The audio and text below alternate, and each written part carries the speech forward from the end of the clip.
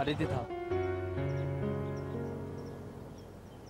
ते कुंकू, मंगळसूत्र, त्या बांगड्या प्लीज काढून ठेव ना.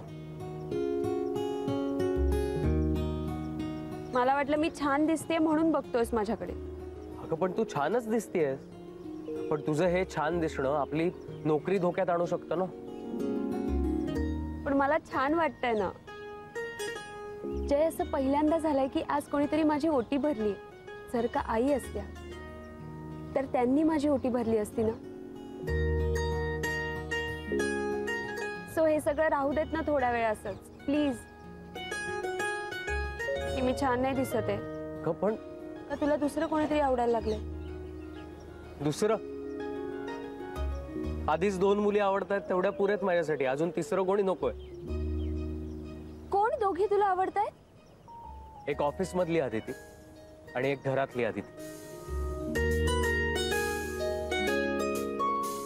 बघ ना, ऑफिस मध्ये आपली जी नजरानजर होते त्याने असं सतत फील येत राहतो की आज ना उद्या या मुलीला आपण प्रपोज करायचं. आणि नेमकी तीच मुलगी माझी बायको म्हणून माझ्या बरोबर असते. मस्त वाटतं. आणि तू इतकी छान दिसतेस ना अदिती की ऑफिसला जाऊच नाही असं वाटतंय. जय, बास झालं.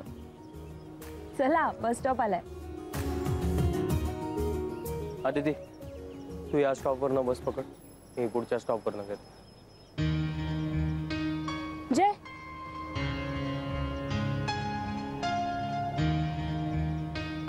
हे घे. पैसे नाही येत ना तुझ्याकडे? राहू दे ते अदिती. अगं बसचा पास आहे माझ्याकडे. जय, हे सुट्टे करून घेऊ नंतर. अदिती, हेही दिवस जातील. प्लीज विश्वास ठेव. चला आता.